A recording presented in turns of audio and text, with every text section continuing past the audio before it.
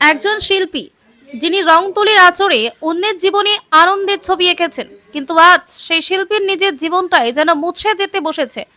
মৃত্যুর সঙ্গে প্রতিদিন লড়াই করছেন বাঁকুড়ার তরুণ চিত্রশিল্পী চণ্ডীদাস সামন্ত। বাঁচতে চান তিনি, কিন্তু সেই লড়াইয়ে সবচেয়ে বড় বাধা অর্থের অভাব। বাঁকুড়া জেলার সিমলাপাল ব্লকের জিরাবাইত গ্রামের বাসিন্দা চণ্ডীদাস সামন্ত পেশায় একজন চিত্রশিল্পী ও গৃহশিক্ষক। নিজের স্বপ্নের পাশাপাশি বৃদ্ধ বাবা মায়ের মুখে দুমুঠো খাবার তুলে দেওয়ার দায়িত্ব ছিল তাঁর কাঁধে। কিন্তু 2024 সালের ফেব্রুয়ারি মাস থেকে যেন সবকিছু বদলে যায়। রক্তাল্পতা এবং অন্ত্রের জটিল রোগে আক্রান্ত হন তিনি। একের পর এক হাসপাতাল, বাঁকুড়া, চেন্নাইয়ের অ্যাপোলো, ভুবনেশ্বরে এইমস, বেঙ্গালুরু মণিপাল চিকিৎসার জন্য ছুটে বেরিয়েছেন। বহু পরীক্ষার পর ধরা পড়ে পাইরোলিক সমস্যা ও লিওমাউমা নামের জটিল রোগ। চিকিৎসকদের স্পষ্ট মত, দ্রুত অস্ত্রোপচারই এখন একমাত্র ভরসা। কিন্তু সেই অস্ত্রোপচারের জন্য প্রয়োজন প্রায় 8 লক্ষ টাকা। দীর্ঘদিনের চিকিৎসায় শেষ হয়ে গেছে পরিবারের সঞ্চয় সমস্ত।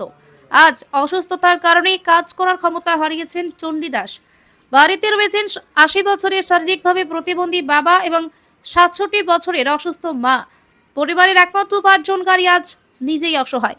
চণ্ডীদাসের একটাই ইচ্ছা, সুস্থ হয়ে আবার রং তুলি হাতে তুলে দেওয়া, আবার ছবি আঁকা, আবার বাবা মায়ের মুখে হাসি ফোটানো। কিন্তু সেই স্বপ্ন আজ আটকে আছে অর্থের অভাবে। হয়তো আপনার সামান্য সাহায্যই একজন তরুণ শিল্পীকে নতুন জীবন ফিরিয়ে দিতে পারে। মানবিকতার হাত বাড়িয়ে দিলে আবার রঙে রঙে ভরে উঠতে পারে চণ্ডীদাস সামন্তের জীবন। প্রশাসন, সমাজের সহৃদয় মানুষ এবং সকল শুভানুধ্যায়ের কাছে এখন একটাই আবেদন, আসুন একজন শিল্পীকে বাঁচাতে আমরা সবাই এগিয়ে আসি। বাঁকুড়া সিমলাপাল থেকে নুরিমান মল্লিকের রিপোর্ট, পিস নিউজ বাংলা। নমস্কার, আমি চণ্ডীদাস সামন্ত। আমার বয়স 33। আমি পেশায় একজন চিত্রশিল্পী। আমি পেন্টিং এবং স্কাল্পচারের কাজের সঙ্গে যুক্ত আজ দীর্ঘ 10-12 বছর ধরে। কিন্তু আমার 2023 সালে আমার প্রথম অ্যানিমিয়া ধরা পড়ে এবং সেইটা নিয়ে আমি চিকিৎসা করাতে থাকি। সেই চিকিৎসা করাতে করাতে কোনোভাবেই এই অ্যানিমিয়ার কারণ জানা যাচ্ছিল না। আমি বহু জায়গায় চিকিৎসা করিয়েছি। তারপরে চেন্নাই, ভুবনেশ্বর, বাঁকুড়া, সমস্ত জায়গায় আমি চিকিৎসা করানোর পরে মণিপাল যাই। মণিপালে আমার বহু টাকার টেস্ট করার পরে আমার খাদ্যনালীতে, খাদ্য অন্ত্রে একটা লিওমাইমা ধরা পড়ে।